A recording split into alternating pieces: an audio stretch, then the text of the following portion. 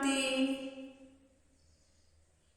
आइए सभी मिलकर सुनते हैं परम सद्गुरु और शिष्य का संबंध। दुनिया में अनेक गुरु हैं, लेकिन परमात्मा सर्व का परम सद्गुरु है। उनकी तुलना किसी से नहीं की जा सकती।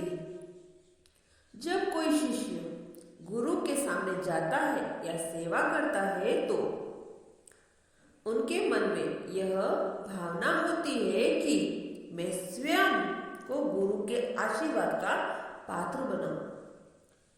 इसी प्रकार परमात्मा भी हमारे परम सद्गुरु हैं, तो हम उनके आशीर्वाद के पात्र कैसे बने, इस संबंध में एक बहुत ही सुंदर दृष्टांत इस प्रकार है। एक बार एक महात्मा एक राज्य की सीमा के बाहर अपनी छोटी सी कुटिया में रहते थे और तपस्या करते थे। उस राज्य से जो भी लोग आते जाते थे वह महात्मा को देखकर झुककर प्रणाम करते थे। महात्मा की नजर उन पर पड़ती थी तो वह अपने आशीर्वाद का हाथ उन पर रख देते थे। महात्मा बड़े सिद्ध पुरुष थे। उनका आशीर्वाद लोगों को कष्ट दूर कर देता था।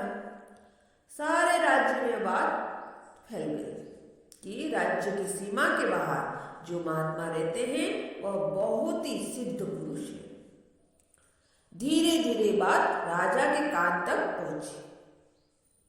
उस राज्य का राजा बहुत ही लालची था। राजा सोचने लगा कि ऐसे महात्मा को तो राज्य की सीमा के अंदर ही रहना चाहिए ताकि वह लोगों के कष्ट दूर करे और लोग राज्य को धन धान्य से संपन्न करें। राजा ने अपने मंत्री से यह सलाह की और फिर मंत्री को महात्मा के पास अपना प्रस्ताव रखने के लिए कहा।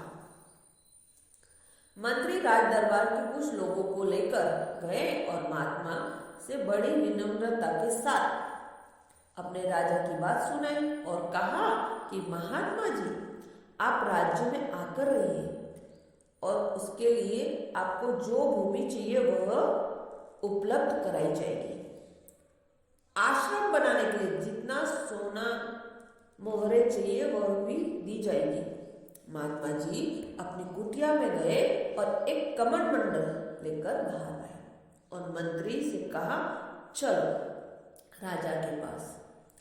मंत्री जी को बड़ा आश्चर्य लगा कि महात्मा जी इतनी जल्दी तैयार हो जाएंगे।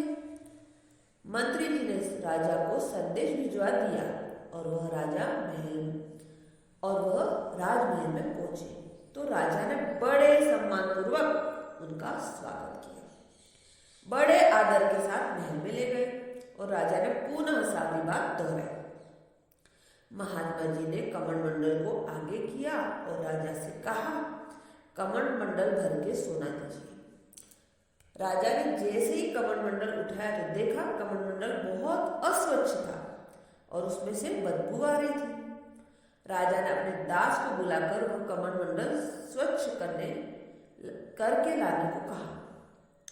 उस दास ने उसे बहुत अच्छी तरह से साफ करके राजा के हाथ में दिया। राजा ने उसमें सोना और मोहरे भर दी और महात्मा जी के हाथ में देकर कमरबद्ध होकर नमन करने लगा। यही सोचकर कि अभी महात्मा जी ने भी कोई आशीर्वाद देंगे, लेकिन महात्मा जी मौन हो गए और कुछ भी नहीं कहा। राजा ने निवेदन किया, महात्मा जी कोई आशीर्वाद दीजिए। फिर भी महात्मा जी मौन रहे। राजा ने फिर निवेदन किया, महात्मा जी कोई वरदान देकर हमें अनुग्रहित कीजिए। तब महात्मा जी ने कहा, पहले पात्र साफ करो। राजा ने कहा कि मैं समझा नहीं कि आप क्या कहना चाहते हैं। महात्मा जी ने कहा कि जैसे आपको कीमती सोना और मोहर इस कमंडल में डालनी थी और कमंडल स्वच्छ था तो आपने पहले पात्र को साफ कराया, फिर इस प्रकार आशीर्वाद साफ करवाया। ठीक उसी प्रकार आशीर्वाद बहुत अमूल्य होता है। उसे रखने के लिए मन रूपी पात्र भी साफ होना चाहिए। भावार्थ यह है कि परम सद्गुरु परमात्मा